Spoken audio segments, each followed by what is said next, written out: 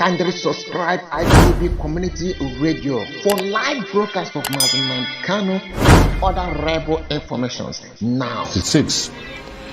I bring to you a message of truth and freedom, for it is only the truth that can set us free from the bondages of war and propaganda, which we confuse as history. My name is Colonel Emmanuel NWOBOSI. I am 80 years old. It is time to be bold. I am too old to lie. I am not afraid to die. It is time to tell you why we had to try. I am the last of the original coup plotters of January 15, 1966 with Major Chukwuma Kaduna Nzogu. I knew Nzogu well. We went to school together. We trained together. We trained at Sandhurst Military Academy, UK. We lived together. Nzogu was our first head of military intelligence and uncovered terrible plans to wreak havoc across the country. We organized a group of progressive military officers to carry out a coup on 15 January 1966 to stop a jihad and bring sanity to Nigeria, steeped in nepotism, corruption, and mass murders.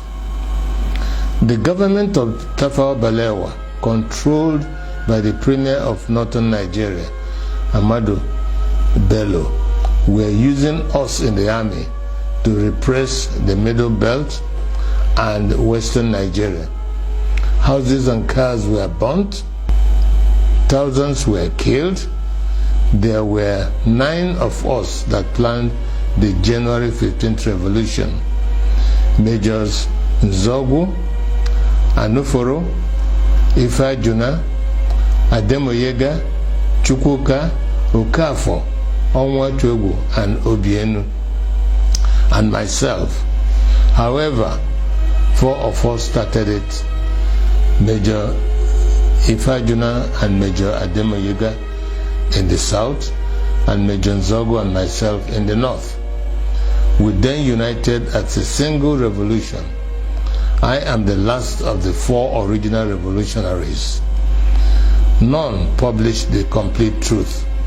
Only me, Colonel Emmanuel NWOBOSI, is alive today to tell the final truth, so that the lies will not triumph forever.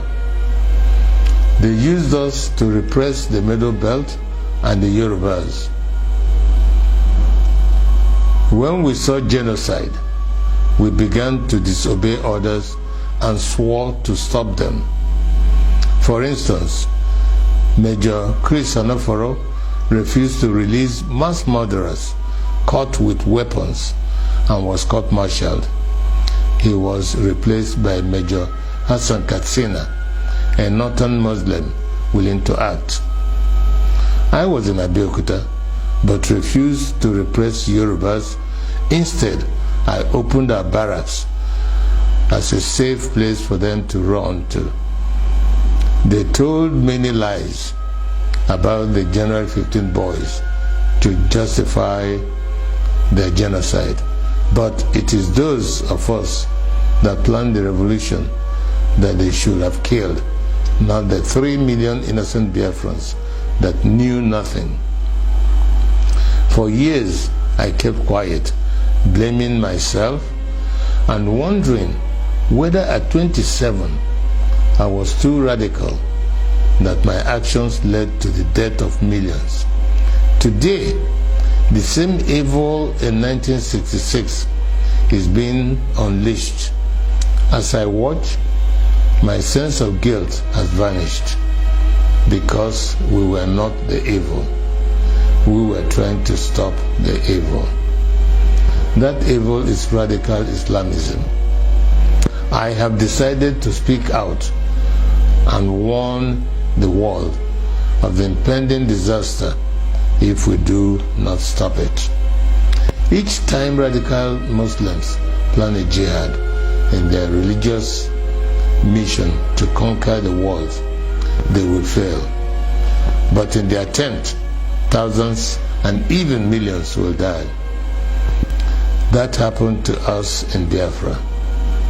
At this point, let me differentiate between peaceful, law-abiding Muslims and radical Muslims who want to kill others, to force their religion on them. The problem is that wherever peaceful Muslims are, there are some radical Muslims amongst them. That is why they began a jihad in 1966. That is why we had to stop it. That is why they killed millions of our people. That is why we declared Biafra. Because we are a peaceful people, and oil and water can never mix. My story is a warning to Nigerians.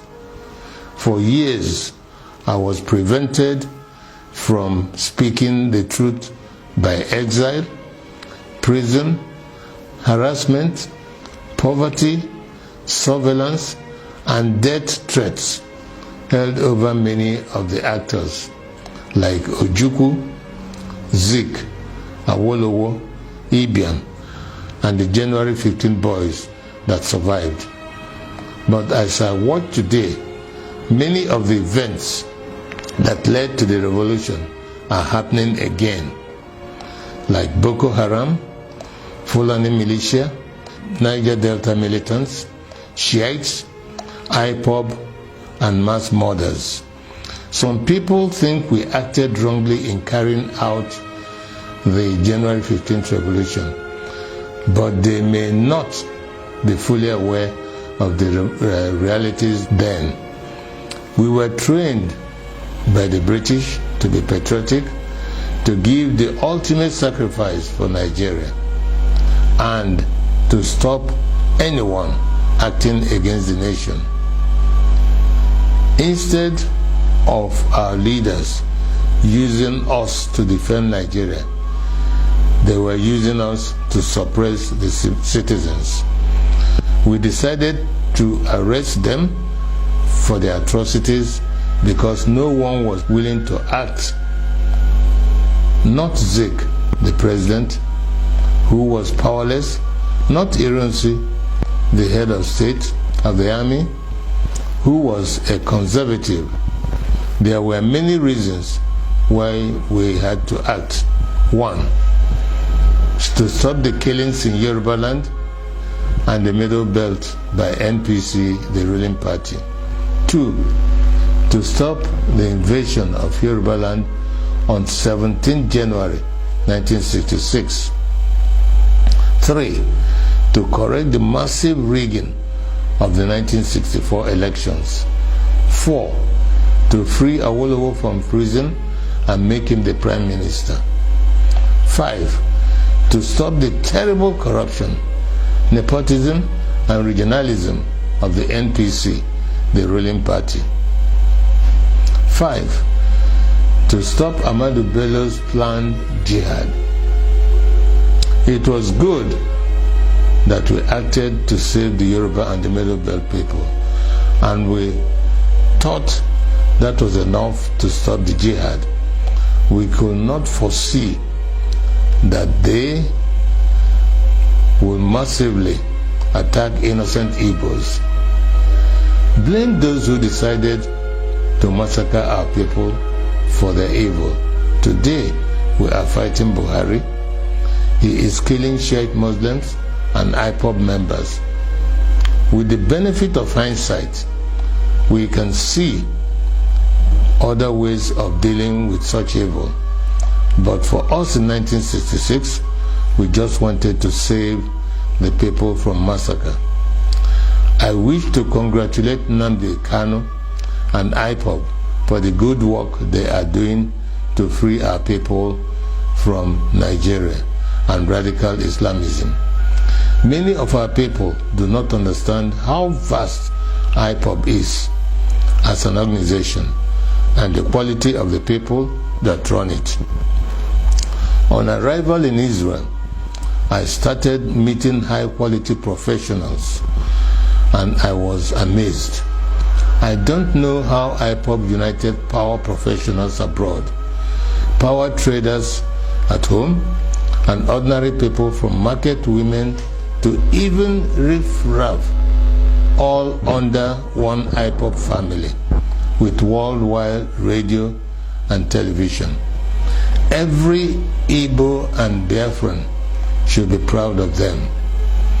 They are the strongest force we have today to achieve freedom for all Nigerians.